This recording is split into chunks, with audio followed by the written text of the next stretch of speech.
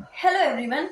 पैसे से रिलेटेड आजकल बहुत सारे इशू आ रहे हैं सामने, लेकिन सबसे ज्यादा जो कॉमन इशू सामने आ रहा है वो ये आ रहा है कि किसी ने किसी को पैसे दिए, उसके बदले में उन्होंने उसे चेक दिया और फिर जब वो चेक बैंक में डालने जाते हैं तो पता चलता है उनके अकाउंट में पैसे ही नहीं है। ठीक है, तो आज इसी वाले सिचुएशन को लेकर के हमने ये वीडियो बनाई है, तो अंत तक आप वीडियो देखिएगा, तब आपको समझ में आएगा कि ऐसी सिचुएशन में आपको क्या रिएक्ट करना चाहिए, क्या क्या पॉसिबिलिटीज हैं आपके पास जो आपके फेवर में है ना। तो चलिए डिस्कशन स्टार्ट करते हैं। तो सबसे पहले हम कहानी बना के करते हैं, तो जिसमें याद रहता है ना। तो मैं आपको स्टोरी सुनाती हूँ, आपसे ही रिलेटेड है, तो सुनिए ध्यान से। देखिए, आपके पास पैसे थे, आपके फ्रेंड ने आपसे मांगे कि आप मुझे पैसे दे दीजिए, हम फिर आपको वापस कर देंगे। तो उस टाइम पे आपने थोड़ा ज्यादा दिमाग लगाया, या फिर मेरी एक वीडियो देख ली कि भाई किसी को पैसे दीजिए तो लिखा पढ़ी वगैरह में दीजिए।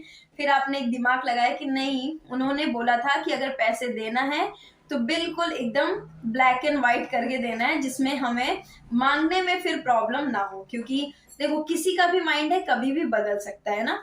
तो आपने क्या किया, उनसे बोला कि ठीक है आप मुझे चेक दे दीजिए, फिर आप पैसे ले लीजिए, जिसमें जब आपके अकाउंट में पैसे आ जाएं आप बता देना, हम निकाल लेंगे। फिर आपने वो चेक अपने पास रख लिया। या फिर आपके फ्रेंड ने आपको बोला कि आप ये चेक रख लो, यार आज मेरे पास पैसे नहीं है लेकिन आप मेरा ये चेक रख लो, जब पैसे हो जाएंगे हम आपको बता देंगे, आप निकाल लेना, अभी मुझे पैसों की जरूरत है वो मुझे दे दो। तो आप फिर ऐसे करते हो कि चलो ठीक है। या फिर बिजनेस है आपका, आपने क्या किया, किसी का अपना सामान लिया अपने बिजनेस का और आपने उनको चेक दे दिया और बोला भैया आज पैसे नहीं है, एक दो दिन में डलवा देता हूँ फिर आप निकाल लेना। तो वो बोलते हैं ठीक है। सेम सिचुएशन कहीं भी हो सकती, कंपनी में कहीं पर भी हो गई, ये सिचुएशन आ गई। लेकिन क्या हुआ, इन सारे लोगों ने अगर बैंक में गए और उन्होंने चेक लगाया और पता चला उस अकाउंट में तो पैसे ही नहीं, फिर क्या करें।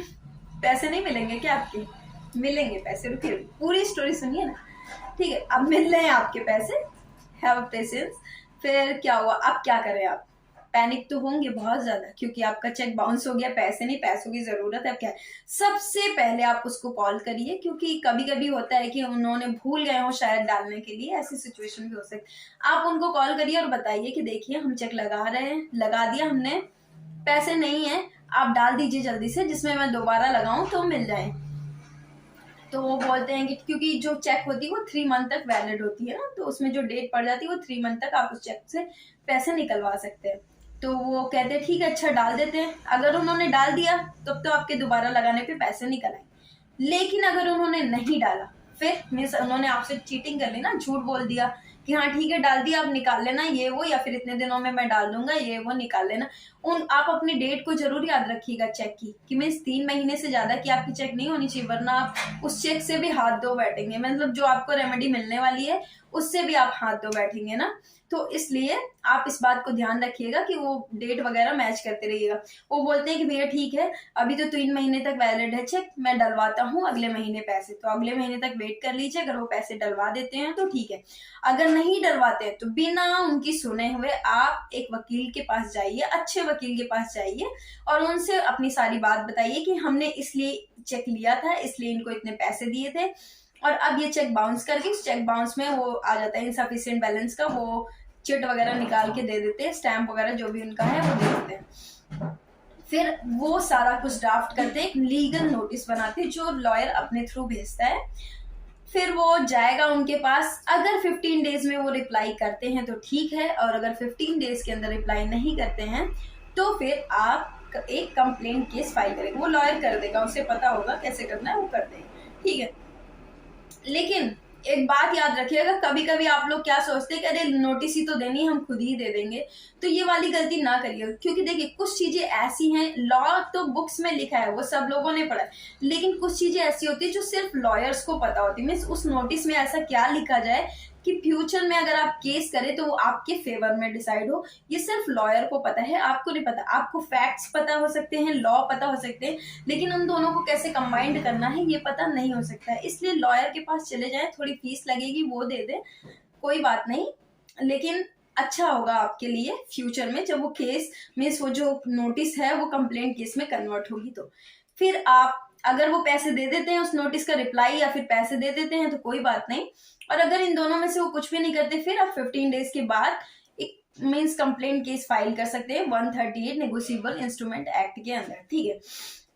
लेकिन अगर आप कहें कि अच्छा ये तो ठीक है, ये कॉमन मैन से लिया तब तो ठीक है, लेकिन अगर हमने किसी कंपनी वगैरह का लोचा है, फिर हम क्या करेंगे? मीन्स किसके अगेंस्ट हम केस बनाएंगे? कंपनी के अगेंस्ट बनाएंगे या उसमें जिसने साइन किया उसके अगेंस्ट का? देखिए, अगर आप कंफ्यूज हैं कि किसके अगेंस्ट केस बनाए, तो आप कंपनी को अभी नाम डाल दीजिए, जिसने साइन किया अगर उसका नाम पता है आपको तो डाल दीजिए, नहीं तो जो भी डायरेक्टर कंपनी ऐसे ऐसे करके डाल दीजिएगा, कोई बात नहीं। वो फिर जब कंपनी के पास नोटिस जाती है तो वो खुद ही बता देंगे कि क्या है, ये सिचुएशन क्या थी उस टाइम पे, कौन उनका डायरेक्टर था, कौन मतलब सिग्नेटरी अथॉरिटी था, वो खुद ही बता देंगे। फिर जब वो बता देंगे तो आप उसको अमेंडमेंट करके अपने जो कंप्लेंट है उसको अमेंड कर दीजिएगा और फिर उसके बाद कोर्ट के सामने उसको मीन्स फर्दर प्रोसीडिंग के लिए डाल दीजिएगा।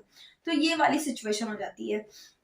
ये तो सिचुएशन हो गई कि आपको चेक मिला, वो बाउंस हुआ, मीन्स बाउंस हुआ ये बोलकर कि इसमें इनसफिशियंट बैलेंस था और आपने क्लेम किया, आपका कंप्लेंट केस चलेगा और आपको फिर पैसे मिलेंगे। मीन्स प्रोसीडिंग होने के बाद पैसे मिलेंगे, तुरंत नहीं मिल जाएंगे, कोर्ट तुरंत ऑर्डर नहीं करे। लेकिन कभी कभी ऐसा होता है कि कोर्ट में केस चला जाता है तो लोग मान जाते हैं, उनको पता है कि कोर्ट में अगर ऑर्डर होगा तो वो 2 गुना पैसा देना पड़ेगा, अभी हमें तो जितना पैसा है उतना देना पड़ेगा, तो कभी कभी मान जाते हैं। लेकिन कभी कभी बहुत दुष्ट लोग होते हैं, वो लोग नहीं मानते, उनको लगता है हम सब मैनेज कर लेंगे, ये सोचकर फिर वो नहीं मानते हैं, ठीक है। तो कोई बात नहीं, लेकिन एक बात याद रखिएगा, अगर आप ये चेक बाउंस वाला केस करने जा रहे हैं ना, तो एक बात का ध्यान रखिएगा, इसमें टाइम लिमिट वाला जो है ना वो बहुत ज्यादा इशू होता है कि मीन्स ये 30 डेज में कर ही दीजिए। 30 डेज से एक दिन भी ज्यादा हो जाएगा ना, फिर आपको एक्सप्लेन करना पड़ेगा कि वो दिन एक ज्यादा कैसे हो। तो उन सब चीजों से बचने से अच्छा है कि आप विद इन टाइम कर दे। वो कितना भी आपको बोल रहे हैं कि भैया नहीं नहीं हम दे देंगे पैसे, कोई बात नहीं, ये वो कितना भी आपको करे, आप उनकी बात नहीं सुनेंगे, आप लॉयर की बात सुनेंगे और केस फाइल कर देंगे, ठीक। तो ये हो गया एक सिंपल सा नेगोशिएबल इंस्ट्रूमेंट का केस। लेकिन अब आता है ट्विस्ट। उनको और ज्यादा मिस जो आपको चेक दे रहे थे ना, वो और ज्यादा दिमाग लगा दिया और उन्होंने क्या किया, चेक पे अपना साइन ना करके नॉमिनी का साइन करवा दी। अब क्या होगा, क्योंकि निगोशिएबल इंस्ट्रूमेंट में तो जो रेमेडी अवेलेबल है वो इनसफिशिएंट बैलेंस के लिए, उसमें ये तो लिखा ही नहीं है कि अगर साइन गलत है तो फिर क्या होगा, है ना। क्योंकि हो सकता है कि किसी और के चेक का यूज कोई और कर रहा हो, फिर क्या होगा, इसको नेक्स्ट वीडियो में डिस्कस करेंगे, क्योंकि ये वीडियो बहुत ज्यादा बड़ी हो रही है। Okay, bye bye.